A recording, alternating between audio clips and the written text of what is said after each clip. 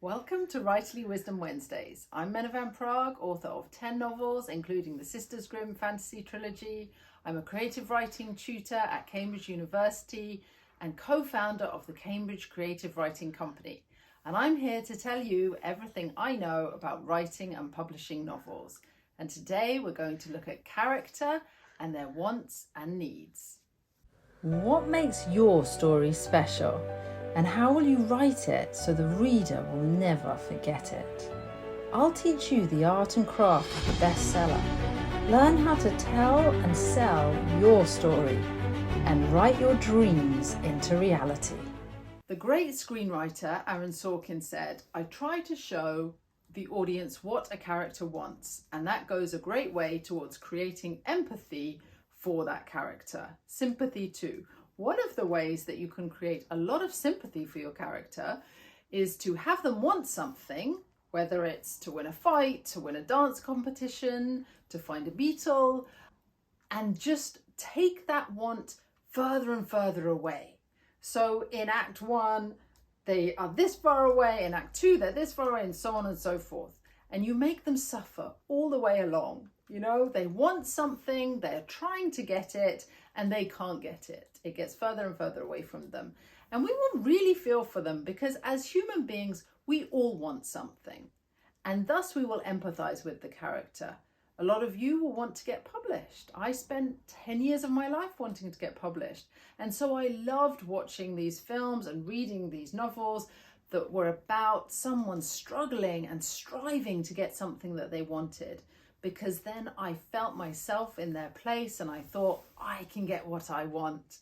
And then that was why I wrote Men, Money and Chocolate, about a waitress who desperately wanted to be a writer, but she couldn't do it. You know, she was so full of self-doubt. She had internal obstacles, she had external obstacles, and she struggled and strived. And there were other things that she wanted too. She wanted to find love, but what she needed was different to all of those things. So the first thing you need to do is decide what it is that your character wants. It doesn't really matter what that is, but that will form the foundation of the plot and that will propel them through. That will be what they are doing in order to try and achieve that want. They very well might not get it, but that again doesn't matter. What really matters is what they need.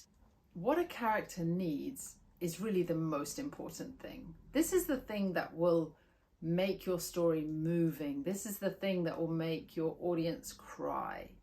This is the thing that will have them going back to your story again and again and again. A really good tip to deciding what it is that your character needs is to look at what you need. There are themes that you will always return to. If you think about which stories move you the most, what makes you cry, what themes are you drawn to in your own life? And this is the kinds of themes that you could look at for your own characters. In this way, you want to be a detective, you want to be a therapist, you want to sit yourself down on the couch and say, what is it that I need? What would make me happy and whole? What would make me a happy and whole human being? For me, it was courage, compassion and connection. In Men, Money and Chocolate, courage, compassion and connection were the building blocks. That was what the protagonists need. They were the building blocks of the internal story. And honestly, in all of my novels, those themes are really important to me. They've always been important to me, and so they're important to my characters.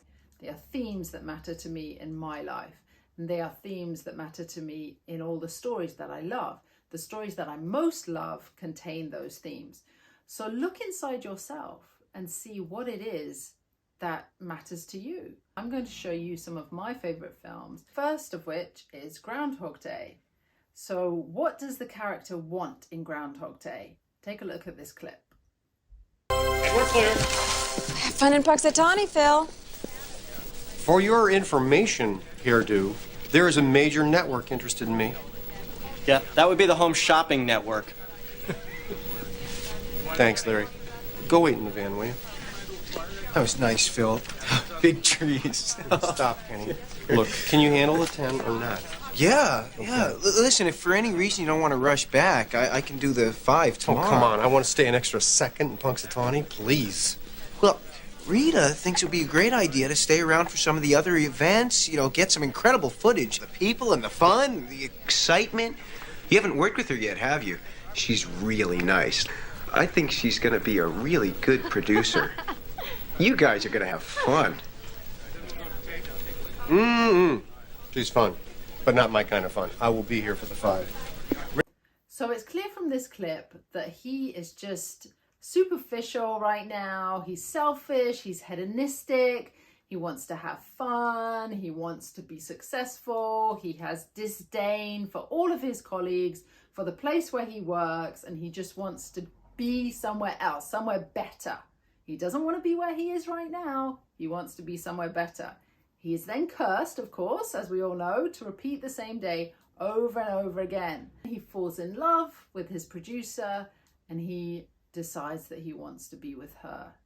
It's not easy. He doesn't get what he wants until he changes, until he transforms, until he gets what he needs. And that is to be a selfless human being. I have not seen this guy for 20 years. He comes up to me and then he buys whole life term, Uniflex, fire, theft, auto, dental, health, with the optional death and dismemberment plan, water damage. Phil, this is the best day of my life. Mine too. Mine too. He realizes the joy in giving to others and caring for others. He transforms, he becomes a different person, and then he gets love as his reward.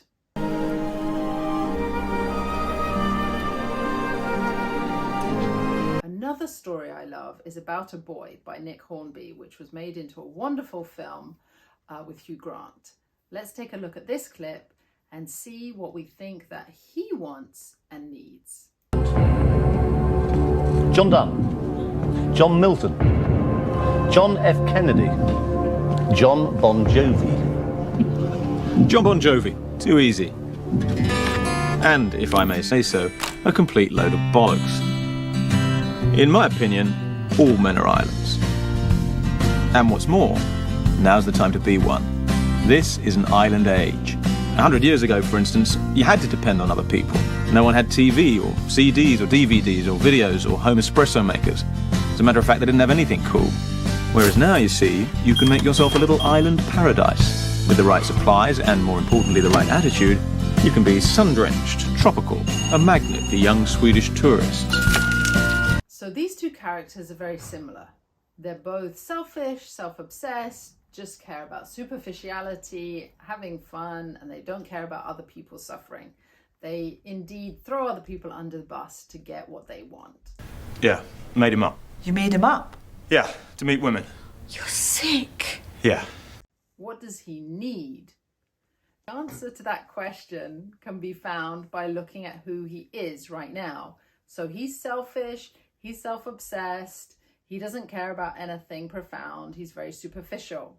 So he needs to become selfless, he needs love, he needs compassion and empathy. And that is his journey throughout the film. So it's interesting to see the commonality in these two very different films, because they both decide that they want these particular women and they try and manipulate them, they try and do everything they can to get them, but it's only when they learn truly to be selfless that they are finally rewarded with love.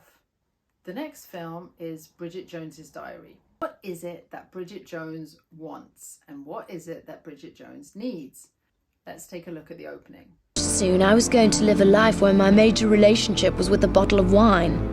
And I'd finally die fat and alone and be found 3 weeks later, half-eaten by wild dogs. Or I was about to turn into Glenn Close in Fatal Attraction. All by myself. It's clear from that she wants romance. She wants love. She wants a man. She doesn't want to be alone. She also wants to stop smoking and drinking and eating so much. And she also wants to have a successful career. What is it though that she needs? Now that much is clear, because when you see her in that clip, she's making fun of herself. She's not being kind. She calls herself a spinster. She's making jokes, but it's clear that she doesn't have compassion for herself. And what Bridget Jones really needs is demonstrated in this iconic scene. I like you very much, just as you are. I like you just as you are. And she can't believe it, can she? This is to her an unbelievable concept. But she learns that this is what she needs. She needs self-acceptance. And only when she has self-acceptance does she get rewarded with love. Like you. I've been traveling all around the world, waiting for you to come through. So Bridget Jones needs self-acceptance, and when she has it, then she can have Mr. Darcy. Another example of this is in The Runaway Bride. What is it that she wants and what is it that she needs? Let's take a look at the opening.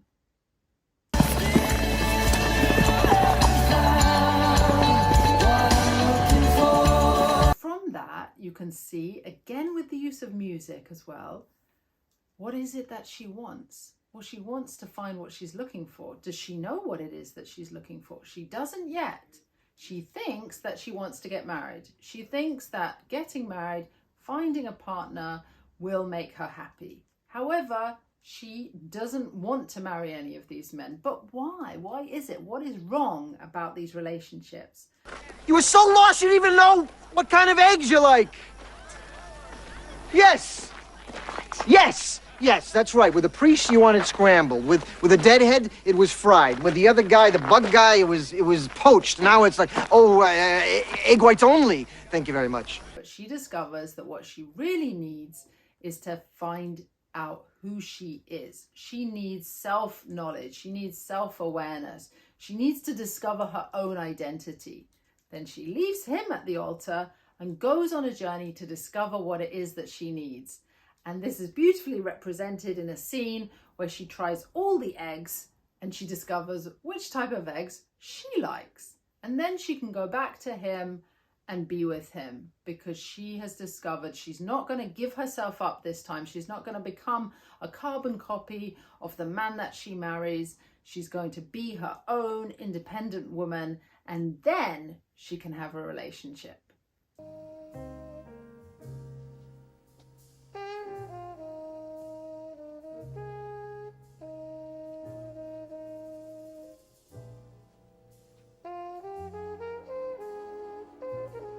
Let's look at Dirty Dancing. What is it that she wants and what is it that she needs? Let's take a look at this clip. That was the summer of 1963, when everybody called me baby and it didn't occur to me to mind. They don't cry. That was before President Kennedy was shot, before the Beatles came, when I couldn't wait to join the Peace Corps. And I thought I'd never find a guy as great as my dad. So in the beginning, she wants to be with her dad, doesn't she? She wants fatherly approval. She wants to be with her family. This is what she really wants. However, when she sees Patrick Swayze, she decides maybe Patrick Swayze is what she wants. There's a slight diversion there. She sees his dancing partner and she decides that actually that is also what she wants. She sees this beacon of independent womanhood and realizes subconsciously at the time that that is also what she needs. However, she doesn't have the courage to pursue it. She is still trying to do both. So she keeps Patrick Swayze and the dancing a secret. She still pursues being approved of by her daddy and tries to keep both of those things. She tries to have her cake and eat it essentially, but she can't. So in the end, the dad finds out and she is rejected. She still tries to get the dad's approval. And then Patrick Swayze comes along and the iconic scene happens and he says, "Nobody puts baby in a corner." And then she goes off and dances her heart out and becomes the independent woman that she needed to be. Had the time of my life.